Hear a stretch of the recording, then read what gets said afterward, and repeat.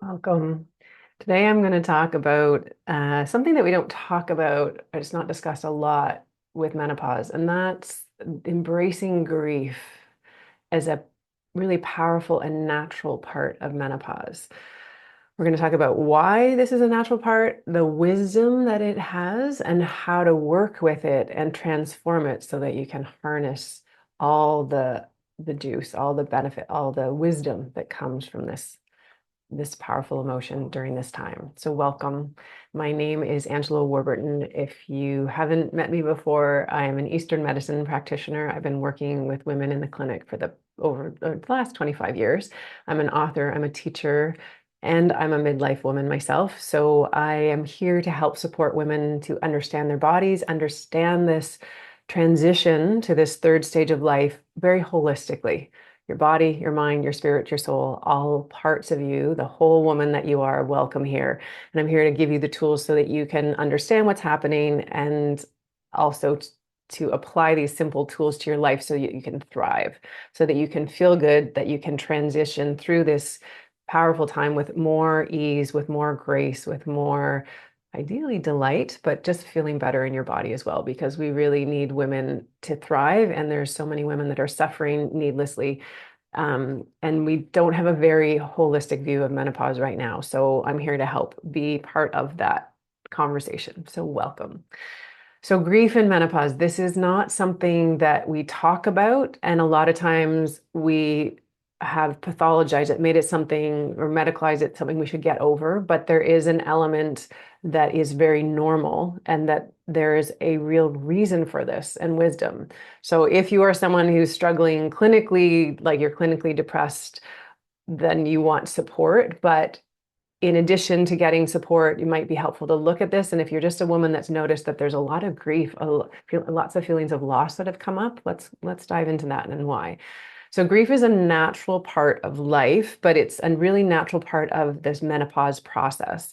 It's really whenever we go through these transitions, so puberty is one of them, menopause is one of them, birth is one of them, but we're letting go of what was one stage of life and we're moving into another. We're saying goodbye to the old. And there might have been things that we really like about the old ways, but we're having to let that go. And then we're in a bit of a period in menopause where we don't know what's coming next. And so it can be this really empty feeling. And we can grieve on multiple levels. It's not only the emotional, but the physical as our body changes. So we can grieve anything from, our vitality, our energy. We can still have lots of vitality and energy. It's just going to look differently. Our body, even our collagen. I tell you, I have days that I mourn my collagen, like, what's happening? And I used to be able to wake up and look like this. And now it's like, if I don't sleep well, I can't hide it. So just little losses like that. But then there's layers of loss. Grief at this stage can be deeply, deeply layered. That can be the loss of loved ones as we, face the aging process with our parents or other people who are aging. This is something that I'm actively going through right now as I watch my father-in-law. He's actively dying. So he's been slipping away for the last couple of months, but he really only has days or weeks left. And so there is a real presence of that aging. There's this when we are actively in the process of something dying, it makes everything, we're so acutely aware of it. So that can be a huge thing, and that's a loss as well. But then energetically, we can be grieving other things. So ways of being, roles that we had. Sometimes people are in the sandwich generation of aging parents that are dying or kids that are leaving home and moving on, like are letting go of our youth as well. And so we need to allow grief to have space, to create a container to feel and honor these losses rather than pushing them aside, trying to make them go away, take something just so you can feel better and get on with it. Grief is a really natural part of the life cycle. In Eastern medicine, we look at we use the seasons often as a guidepost for life. Seasons are going to show us what happens within our cycle. So we have the day cycles, we have the moon cycles, we have the seasonal cycles. And each one of these different cycles offers us something different. So winter and fall are very inward. Fall, we let go of leaves, of growth, and we pull the energy inwards and downwards. And then in winter, we rest so that there's energy to come or new growth in spring. Western culture, we fixate on spring and summer. We love spring and summer, just like that growth and vibrancy and like bring out, I love summer, the social, the energy that's naturally there. But fall and winter bring such gifts, and they're essential to really live in right relationship with nature, with life. Menopause is seen as a fall season of life. Spring is birth, summer is those middle years, and then menopause is more the fall, and then older age is more the winter. So fall, it strips away what is no longer serving, what's not necessary. So it's fall here right now. We still have a few leaves on the trees, but it's really like it's getting to be very bare, but the leaf changing, like the beauty that comes when the tree says, oh, I need to pull that energy inwards. It doesn't make sense to try to keep the leaves over winter. It's wasted energy. And so we pull the energy, what's most precious, what's most needed, we pull it inwards. And then we let go of what isn't working, the leaves, letting go. They take too much energy. So with that comes beauty, the changing leaves here, the beautiful reds and yellows. There's vibrancy and that's that preciousness comes with those final days of someone dying, that we feel the beauty of their presence. We savor the time with them. It's like my father-in-law, every moment is so precious. And in the loss, there's power, there's wisdom, there's nourishment that comes through that. And what's also powerful, that when we let something go, like those leaves falling to the ground, they compost, they turn into something else that nourishes new growth, new life that's going to come next. The hardest part is that we can't see that new life yet. So it can just feel like loss, loss, loss, but not the new life. But I promise you, spring does come, but we have to let things go. And menopause is definitely that time where if something isn't working, if it's taking more energy than it's giving, we're going to feel it and it's no longer serving. So we have to have the courage to shed, to let things go. I say, like, menopause puts things under the microscope. It will make very clear, it will be painful if we try to keep doing things that we've done that are no longer working. And I think that well, no one wants to grief necessarily. It's not something we sign up for. I often say life has better plans for me than I have for myself. But if I read it on paper, like beforehand, this is going to happen. These are the losses. I'd be like, no, thank you. I don't really want that. But I can tell you that I had a lot of loss when I was in my late 20s. I had 5 people very close to me die in a very short period of time, most of them unexpected. And so it was an incredible amount of loss in my life.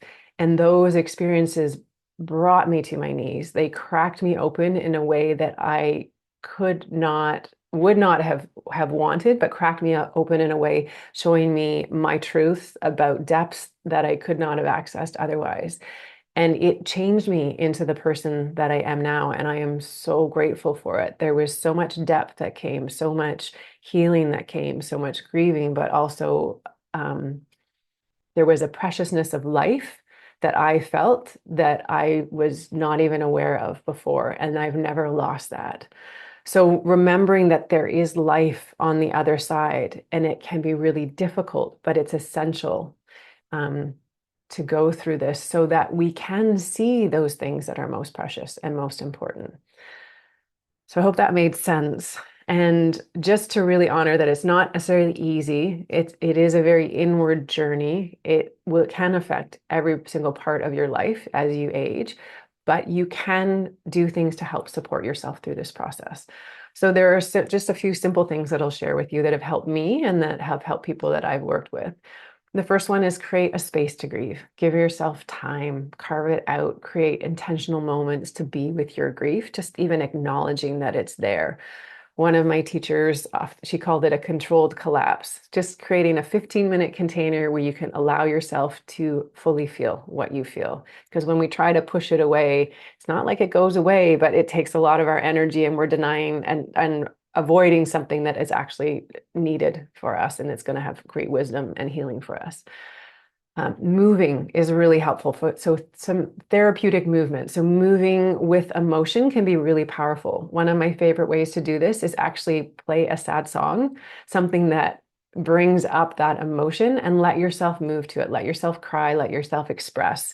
So that sometimes songs will just bring the tears. They can come really quickly if we're not allowing them to come. And so give yourself a 5-minute window with a song to let yourself emote. Crying reduces cortisol in their tears. It's just a big release, and it's just an acknowledgement. And then if you don't want to stay in that place, follow it up with a song that lifts your spirits, reminding you of the beauty, with the joy, with the hope. That is the two edges of we call it the fall season, but with grief, there is an exquisite beauty that can come, a preciousness, a savoring. And so when we allow ourselves to grieve and to let that loss be there, we also allow for that beauty. Another tool I really love is journaling. Journaling can be a really beautiful process to put feelings to words. You can, to let them be there without judgment. You can have some nice journaling prompts. Just let yourself automatically write, see what comes out as well. That can be really helpful. Another beautiful tool is some essential oils is another thing that I use quite a bit. And there are two essential oils I find really helpful for the grieving process. One is cypress. Cypress helps us put things, it's like the name for it is a spiritual burial ground. It helps us to lay to rest with reverence, helps us honor what has been, and really support that through natural grieving. You can put that on a point, us up here on the edge of your collarbone. The lung system is associated with this grief system, this element of fall in Chinese medicine. It's the metal element, and lung is part of that. When we breathe in new life, fresh air, inspiration, and we let go what isn't serving anymore. So this point, just at the end of your clavicle, by your deltoid muscle here, there's a little divot. That's a lung point right here. You can lay cypress over the point and just hold it. And just let yourself feel it and grieve. Sometimes oils can bring up tears right away. It can be really helpful to do a practice with that if you're really grieving. Most important thing with essential oils is that you use high quality oils.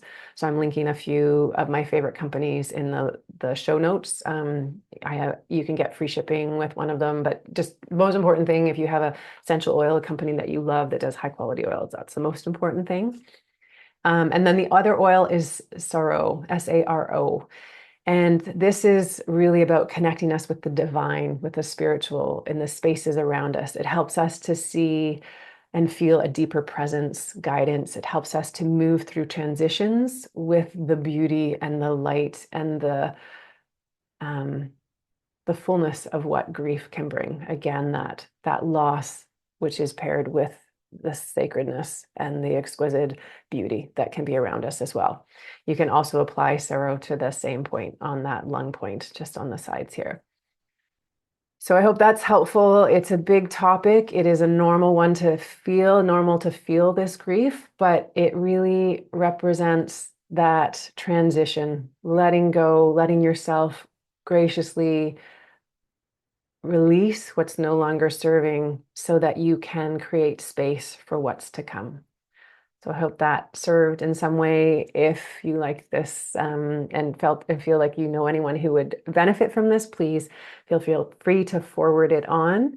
And if you're interested in more like this, hit subscribe. I do different videos for that whole woman, body, mind, spirit, the fun and the sorrow and the practical and the just thoughtfulness that little bits that I've learned along the way. So thank you for being here, and wishing you a beautiful day or evening, in the sacredness that is you. Thanks. See you soon.